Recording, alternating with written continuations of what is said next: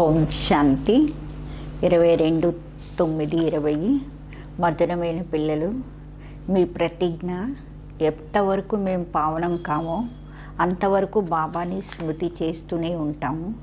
ఒకే బాబా మీదే ప్రేమ పెట్టుకుని ఉంటాము. ఇదే కదా మీ ప్రతిజ్ఞ అన్నారు. ప్రశ్న తెలివైన పిల్లలు సమయాన్ని చూస్తూ కూడా ఎలాంటి పురుషార్థం చేస్తారు? జవాబు, అంతిమంలో ఎప్పుడైతే శరీరం వదిలే సమయం వస్తుందో బస్ ఒక్క బాబా స్మృతి ఉండాలి. ఒకే బాబా స్మృతిలోనే ఉండాలి, ఇంకేది కూడా జ్ఞాపకం రాకూడదు. ఇలాంటి పురుషార్థం తెలివైన పిల్లలు ఇప్పటి నుండే చేసుకుంటూ ఉంటారు. ఎందుకంటే కర్మాతీత అయి వెళ్ళాలి. దీనికోసం ఈ పాత వస్త్రం మీద మమతను తొలగించుకుంటూ వెళ్ళండి. బస్ మేము వెళ్ళిపోతున్నాం బాబా దగ్గరికి. పాట, ఆయన మన నుండి వేరు కాలేడు, మనం ఆయన నుండి వేరు కాలేము. ఓం శాంతి. బాబా కూర్చుని పిల్లలకి అర్థం చేస్తున్నారు.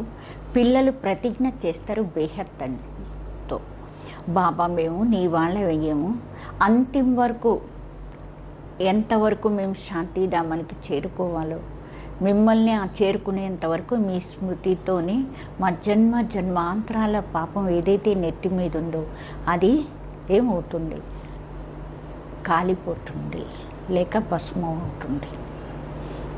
దానినే యోగ అగ్ని అంటారు. అంటే అంతవరకు కూడా ఎంతవరకు శాంతిధామానికి చేరుకోవాలో అంతవరకు బాబా స్మృతి చేస్తూ మన జన్మల పాపాలు ఏవైతే నెత్తి మీద ఉన్నాయో అవన్నీ కూడా ఏమవ్వాలి? ఆహుతి అవ్వాలి, లేక సమాప్తి కావాలి. దీనిని యోగ అగ్ని అంటారు. బాబా స్మృతి చేస్తూ చేస్తూ జన్మల పాపాలని కూడా సమాప్తి చేసుకోవాలి. దీన్ని యోగ అగ్ని అంటారు. ఇంకా వేరే ఉపాయం అంటే ఇంకోటి లేనే లేదు. పతిత పావనులు లేక శ్రీ 108 జగద్గురువు అని ఎవరిని అంటారంటే ఒక్కళ్ళనే అంటారు. ఆయనే జగత్తుకే తండ్రి, జగత్తుకే శిక్షకుడు, జగత్తుకే గురువు. అంటే ఆయనే జగత్తుకే తండ్రి, జగత్తుకే టీచరు, జగత్తుకే సత్తుగురు. గురువు కూడా ఆయనే. రచన యొక్క ఆది మధ్య అంతం కూడా బాబావే మనకి ఇస్తారు. ఈ పతిత ప్రపంచం, ఇందులో ఒక్కళ్ళు కూడా పావనులు ఉండడం అసంభవం. పతిత పావనుడు బాబావే సర్వులకి సద్గతి చేస్తారు. మీరు కూడా ఆయన పిల్లలు అయ్యారు. అయితే మీరు నేర్చుకుంటున్నారు జగత్తుని పావనంగా ఎలా చేయాలి. శివుని ముందు త్రిమూర్తి తప్పకుండా ఉండాలి. ఇది కూడా రాయాలి.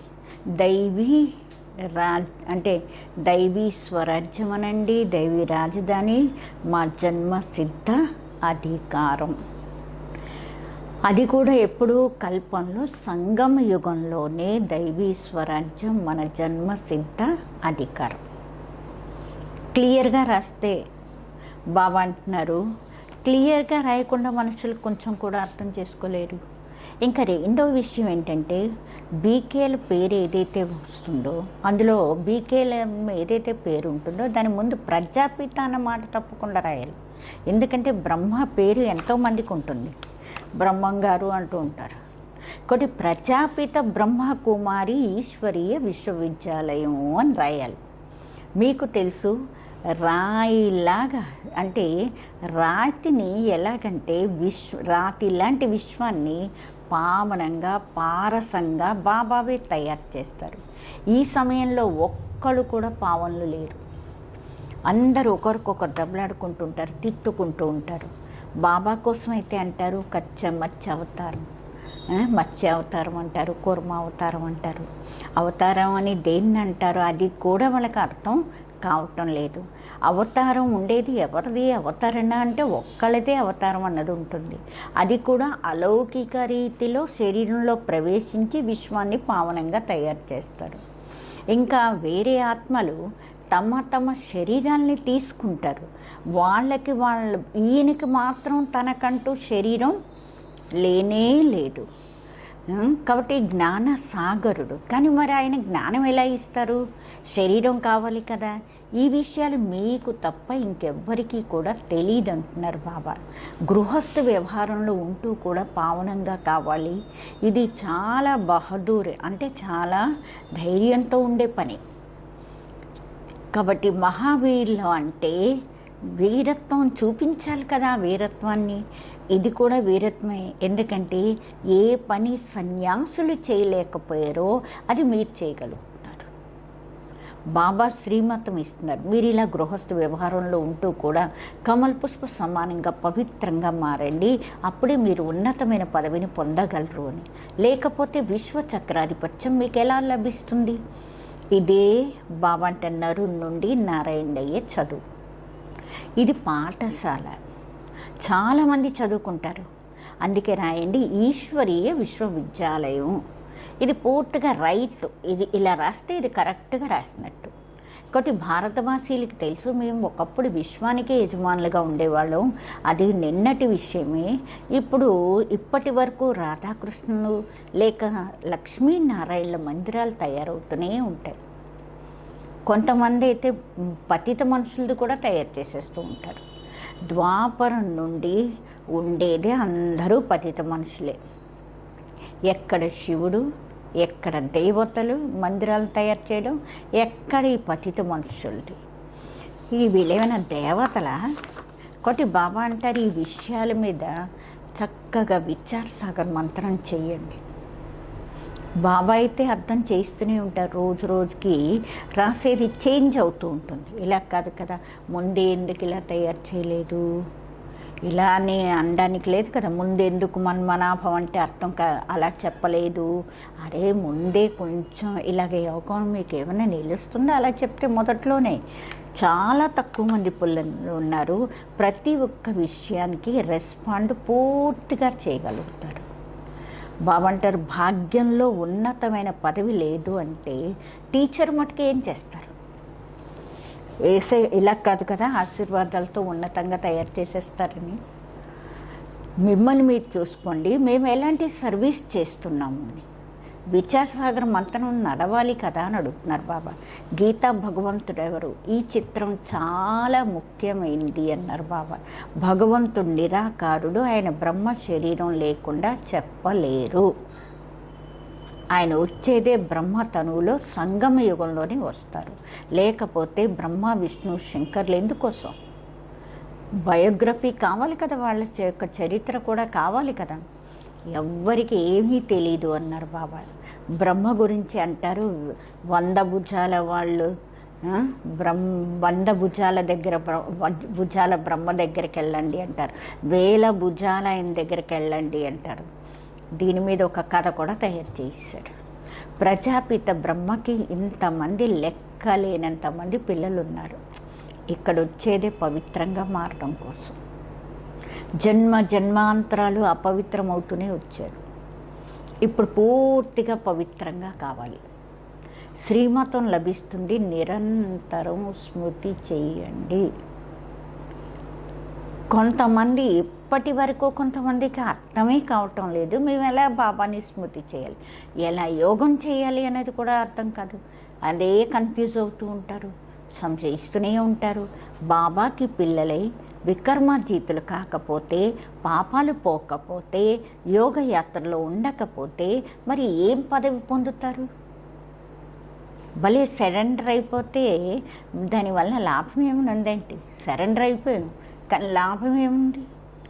ఎంతవరకు పుణ్యాత్మై వేరే వాళ్ళకి బాబా అంటున్నారు వేరే వాళ్ళని తయారు చేయరో అంతవరకు మీరు ఉన్నతమైన పదవిని పొందలేరు. ఎంత తక్కువ నన్ను స్మృతి చేస్తారో అంత తక్కువ పదవి పొందుతారు. డబల్ కిరీటదారులు ఎలా అవుతారు? మళ్ళీ నెంబర్ వార్ పురుషార్థానుసారం లేటుగా వస్తారు. ఇలా అనుకోకండి మేము అన్నీ సరెండర్ చేసేసాము అందుకే డబల్ కిరీటదారులు అయిపోతామని. అలాగేమీ అవరు. ముందు దాసీలు అవుతూ లాస్ట్లో కొంచెం దొరుకుతుంది. ఎంతోమందికి అహంకారం ఉంటుంది, మేము సరెండర్ కదా. అరే యోగం లేకుండా మీరు ఏమవుతారు? సరెండర్ అయిపోతే ఏంటి, మనకు పదవులు వచ్చేస్తాయి ఏంటి, యోగం లేకపోతే ఏమీ అవ్వరు అన్నారు. దాసీలు అయ్యే కన్నా షావుకారు ప్రజలు అవ్వడం మంచిది కదా. దాసీలు కూడా ఏమైనా కృష్ణుడితో పాటు ఏమైనా ఉయ్యాలు ఊగుతారా? చాలామందికి బాబా అంటారు ఈ విషయాలు ఇవి చాలా అర్థం చేసుకోవాల్సిన విషయాలు, ఇందులో చాలా కష్టపడవలసి వస్తుంది. కొంచెంలో ఖుషి అయిపోకండి, ఓహో ఆహా అని మేము కూడా రాజ్యాలు అయిపోతాము అని. ఇలా లెక్కలెంతమంది రాజ్యాలు అయిపోతారు ఇలాగైతే. బాబా అంటారు మొట్టమొదట ముఖ్యమైనది అయితే యోగయాత్ర. ఎవరైతే చక్కగా యోగంలో ఉంటారో వాళ్ళ ఖుషి కూడా ఉంటుంది. బాబా చెప్తూనే ఉంటారు, ఆత్మ ఒక శరీరం వదిలేస్తుంది, ఇంకోటి తీసుకుంటుంది. సతయుగంలో ఖుషితో ఒక శరీరం వదులుతారు, ఇంకోటి తీసుకుంటారు. ఇక్కడైతే ఏడవడం మొదలు పెడతారు. సతయుగం విషయాల్నే మర్చిపోయారు. అక్కడ శరీరం ఎలా వదులుతారు అంటే, ఎలాగైతే సర్పం తన కుబ్సాన్ని వదులుతుందో ఈ పాత శరీరాన్ని ఇప్పుడు వదిలేయాలి అనుకుని చక్కగా వదిలేస్తారు. మీకైతే తెలుసు మేము ఆత్మ, ఇది పాత శరీరం, ఇప్పుడు దీన్ని వదిలేయాలి. తెలివైన పిల్లలు బాబా స్మృతిలో ఉంటూ ఉంటారు. వాళ్ళైతే అంటారు మేము బాబా స్మృతిలోనే శరీరాన్ని వదిలేయాలి, వెళ్ళి బాబాని కలుసుకోవాలి. ఏ మనుష్య మాత్రలకి తెలీదు ఎలా కలుసుకోగలుగుతారు. పిల్లలు మీకైతే మార్గం లభించింది. ఇప్పుడు పురుషార్థం చేస్తున్నారు, జీవిస్తూ మరణించారు. కానీ ఎంతవరకు ఆత్మ పవిత్రంగా కావాలి కదా, పవిత్రంగా మారాలి. తర్వాత ఈ పాత శరీరాన్ని వదలాలి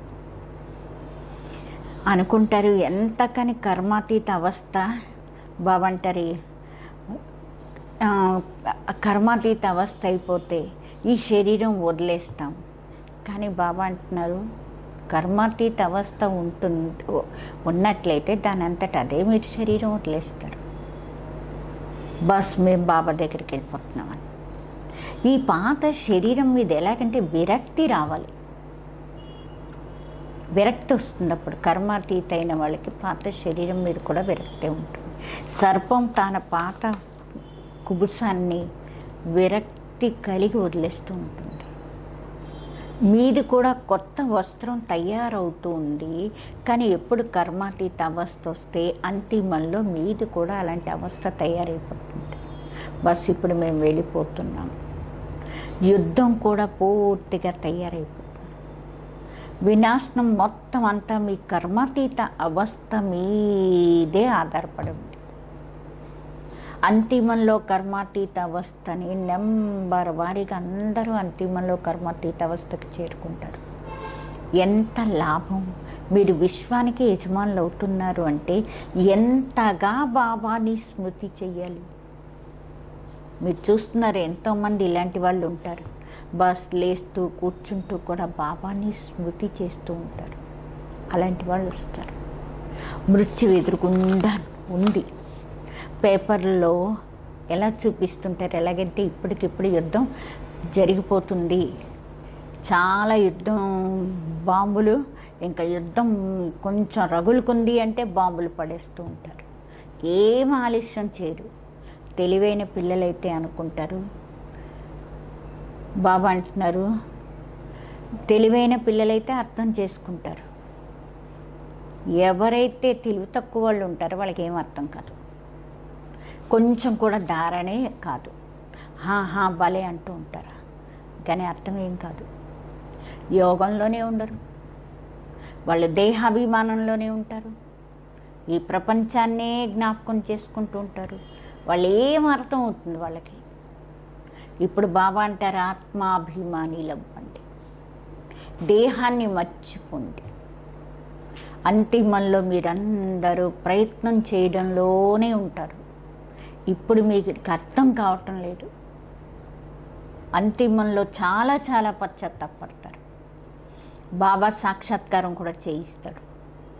ఈ పాపాలు చేసావు నువ్వు, ఇప్పుడు తిను, శిక్ష అనుభవించు, పదవి కూడా చూసుకో. స్టార్టింగ్లో ఇలాంటి సాక్షాత్కారాలు చేసుకునేవారు కాబట్టి అంతిమంలో కూడా అలాగే సాక్షాత్కారాలు చేసుకుంటారు.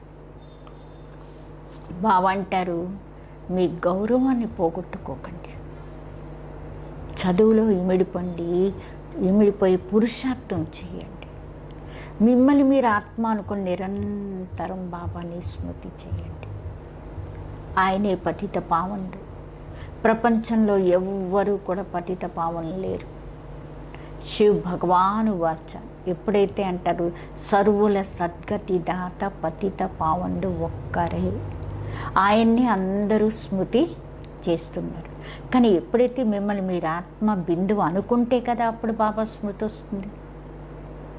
మిమ్మల్ని మీరు బిందువు ఆత్మ అనుకోకుండా బాబా స్మృతి ఎలా వస్తుంది? మీకు తెలుసు, మా ఆత్మలో 84 జన్మల పాత్ర ఫిక్స్ అయి ఉంది. అది ఎప్పటికీ వినాశనం కాదు. ఇది అర్థం చేసుకోవడం, ఇదేం పెన్నమ్మ గారి ఇల్లు కాదు. మర్చిపోతారు.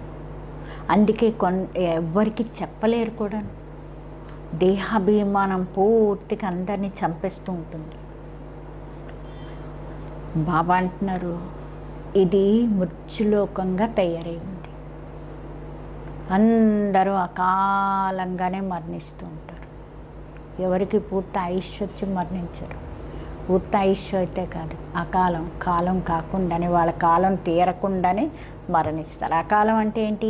వాళ్ళకి కూడా ఎంతకాలం జీవించాలి అని ఫిక్స్ ఉంటుంది. కానీ ఆ కాలం వరకు కాకుండా ముందే మరణిస్తారు. అకాల మృత్యువు. ఎలాగైతే జంతువులు పక్షులు అన్నీ మరణిస్తాయి, అలాగే మనుషులు కూడా మరణించేస్తూ ఉంటారు. తేడా ఏం లేదు. జంతువులు ఎలా మరణిస్తాయి, పక్షులు ఎలా మరణిస్తాయి, మనుషులు ఎలా మరణించేస్తూ ఉంటారు. వాటికి వీటికి ఏ తేడా లేదు. లక్ష్మీనారాయణలో అమర్లోకానికి యజమానులు. అకాల మృత్యు అన్నది అక్కడ ఉండదు. దుఃఖం ఉండదు. ఎక్కడ దుఃఖం ఉంటుంది? దుఃఖం వచ్చింది అంటే వెళ్ళి చచ్చిపోతూ ఉంటారు. అకాల మృత్యు వాళ్ళకి వాళ్ళే తెచ్చుకుంటారు. ఈ గమ్యం చాలా ఉన్నతమైంది. ఎప్పుడు చెడు దృష్టి మాత్రం రానివ్వకండి. చెడు దృష్టి రానివ్వకండి. ఇందులో కష్టపడండి. ఇందులోనే కష్టం. ఇంత ఉన్నతమైన పదవి పొందడం అంటే ఇదేం పెన్నమ్మ గారి ఇల్లు కాదు. బహదూరి, మీలో అంత ధైర్యం ఉండాలి, అంత బహదూరి ఉండాలి. లేకపోతే చిన్న విషయానికి భయపడిపోతూ ఉంటారు. బాబా అంటున్నారు, ఎవరైనా బద్మాషుల లోపలికి వచ్చారనుకోండి, చెయ్యి మీ మీద వేస్తే కర్ర పట్టుకుని తరవండి వాళ్ళని. అంతేగాని భయపడిపోతారేంటి మీరేమైనా? బాబా అంటారు, మీరేమైనా భయపడే వల్ల శివశక్తి పాండవ సేను అనే మహిమ ఉంది కదా. ఎందుకంటే మీరే స్వర్గ ద్వారాలు తెరుస్తారు, పేరు ప్రఖ్యాతి అవుతుంది. కాబట్టి అలాంటి బహదూరి మీ దగ్గర ఉండాలి, ఆ ధైర్యం మీ దగ్గర ఉండాలి. ఎప్పుడైతే సర్వశక్తివంతుని యొక్క బాబా స్మృతిలో ఉంటారో అప్పుడే ఆ శక్తి ప్రవేశం అయిపోతుంది మీలో.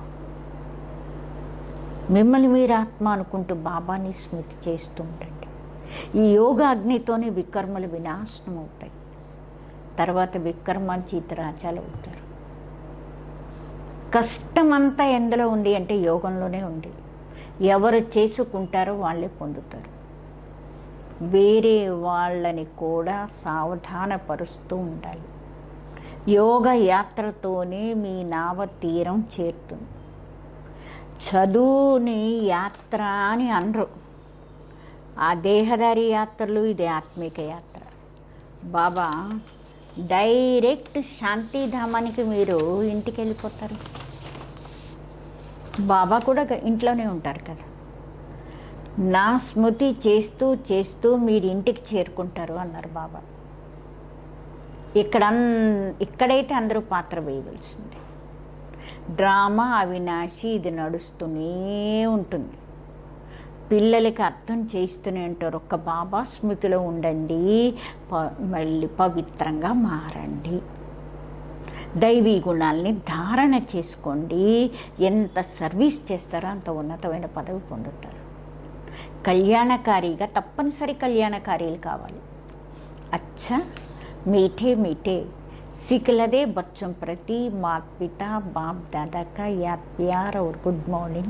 रूहानी बाप की रूहानी बच्चों को नमस्ते। हम रूहानी बच्चों की रूहानी बाप दादा को याद प्यार गुड मॉर्निंग और नमस्ते। धारणा కోసం ముఖ్య సారం సదా స్మృతి ఉండాలి, సర్వశక్తివంతుడైన తండ్రి మాకు తోడున్నాడు. ఈ స్మృతితో మీలో శక్తి ప్రవేశమవుతుంది, వికర్మలు భస్మం అవుతాయి. శివశక్తి పాండవ సైన్యం పేరుంది కదా, కాబట్టి ఆ బహదూరిని చూపించండి. బాబా అంటున్నారు డర్పోక్ అంటే భయభీతులు కాకండి. బాబా అంటారు అరే భయపడిపోతారేంటి, భయపడకండి, పిరికి వాళ్ళు కాకండి. జీవిస్తూ మరణించిన తర్వాత ఈ అహంకారం మళ్ళీ రాకూడదు. నేనైతే సరెండర్ కావచ్చు, కానీ పుణ్యాత్మలై వేరే వాళ్ళని తయారు చేయాలి. దీంట్లోనే లాభం ఉంది. వరదానం మీ శుభభావం ద్వారా నిర్బల ఆత్మల్లో బలం నింపేవాళ్ళు సదా శక్తి స్వరూపులు కండి. మీ శుభభావంతో నిర్బల ఆత్మల్లో బలం నింపేవాళ్ళు సదా శక్తిశాలి స్వరూపులు కండి, సదా శక్తి స్వరూపులు కండి. సేవాధారి పిల్లల యొక్క విశేషమైన సేవ స్వయం శక్తి స్వరూపంగా ఉండాలి. ఇంకా సర్వుల్ని శక్తి స్వరూపంగా మార్చాలి. అంటే నిర్బల ఆత్మల్లో బలం నింపాలి. దీనికోసం సదా శుభభావన మరియు శ్రేష్ట కామన స్వరూపులవ్వండి. శుభ భావన అంటే అర్థం ఇది కాదు, ఎవరి మీదైనా భావన పెట్టుకుంటూ వాళ్ళ ప్రభావంలోకి వచ్చాడు. ఇలాంటి పొరపాటు చేయకండి. శుభ భావన బేహద్దు భావన ఉండాలి. ఒక్కళ్ళ ప్రతి విశేష భావన అది మీకు నష్టాన్ని కలిగిస్తుంది. అందుకే బేహద్లో స్థితిలో పడి నిర్బలాత్మలకి మీకు ప్రాప్తించిన శక్తుల ఆధారంతో వాళ్ళని శక్తి స్వరూపంగా మార్చండి. స్లోగన్ అలంకారం బ్రాహ్మణ జీవితానికి శృంగారం. అందుకే అలంకారీలు కండి, దేహంకారీలు కాకండి. అలంకారాలు అంటే నగలేసుకోవడం కాదు, దైవీ గుణాలని శక్తుల్ని అలంకరించుకోవాలి. కాబట్టి బాబా అంటారు భలే బ్రాహ్మణ జీవితంలో గుణాలు శక్తులు జ్ఞానంతో శృంగారం చేసుకోండి. యోగంతో క్లీన్ చేసుకొని జ్ఞానంతో గుణాలతో శృంగారం చేసుకోండి. భలే అలంకారీలు అవ్వండి, కానీ దేహాహంకారీలు మాత్రం కాకండి. అచ్చా. ఓం శాంతి.